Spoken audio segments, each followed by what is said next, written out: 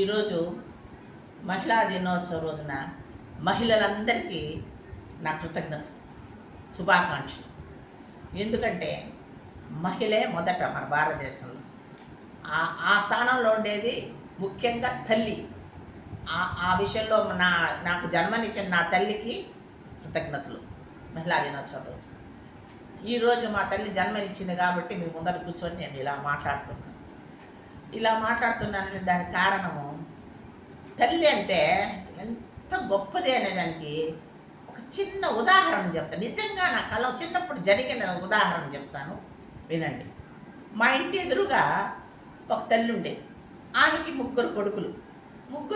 ఒక పెద్ద కొడుకు టీటీడీలో పనిచేసేవాడు, ఇంకోటి గవర్నమెంట్ ఉద్యోగస్తుడు, ఇంకో పిల్లోడు చదువు సాము లేదు. వాడు అలాగెలాగ తిరుగుతూ చిన్న దొంగతనాలు తయారైపోయి ఒకరోజు వాళ్ళ అమ్మ 2 పేట చైన్, మెడలో ఉండే చైనే స్నానం చేసేదాన్ని కాడికి తీసుకొని వెళ్ళిపోయి సేటు దగ్గర కుదబెట్టేశారు. ఆ సంగతి తెలిసి అన్నయ్యలిద్దరికీ వాడిని ఫుల్గా బడిత పూజ చేసి చావగొట్టి కాళ్ళు చేతులకి సంకెళ్ళేసి మా ఇంటి పక్కన ఒక రూమ్ ఉండేది వాళ్ళది. ఆ రూమ్లో ఎత్తి బంధించేశారు. వాళ్ళు తమ్ముడు బాగుపడాలని, తప్పుగా కాదు, మనం బాగున్నామే వీడు దొంగ అయిపోయినాడని. అలాంటప్పుడు తల్లి మనసు ఎలా ఉంటుందో చెప్తా. వాడిగా అన్నం పెట్టకూడదు అని వాళ్ళ అన్నయ్యలు కండిషన్ పెట్టేశారు.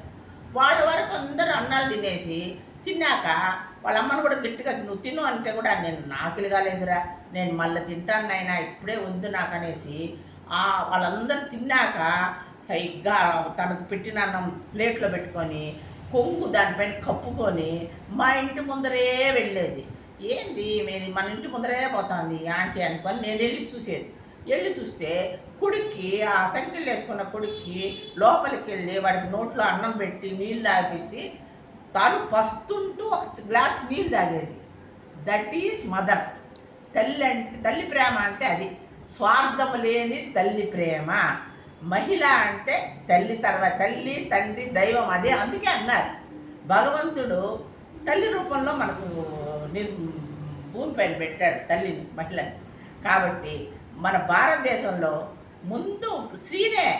సీతారాముడు, రాధాకృష్ణుడు, లక్ష్మీనారాయణుడు, లక్ష్మీ నృసింహస్వామి, ఇలాగ పార్వతీ పరమేశ్వరుడు. ఎందుకు భగవంతుళ్ళే స్త్రీని ముందు పెట్టుకొనే ఇచ్చేసింది. కాబట్టి బయట ప్రపంచం వేరే దేశాలలో ముందు మగవాడు ఉండొచ్చేమో కానీ మన భారతదేశంలో మాత్రం స్త్రీకే ప్రధానంగా ఇచ్చినారు. కాబట్టి భారతదేశంలో ముందు మహిళ తర్వాత ఎవరైనా అని నేను ఈ సందర్భంగా తెలుపుతూ మహిళలందరికీ, ఇలాంటి తల్లులందరికీ నా వందనాలు.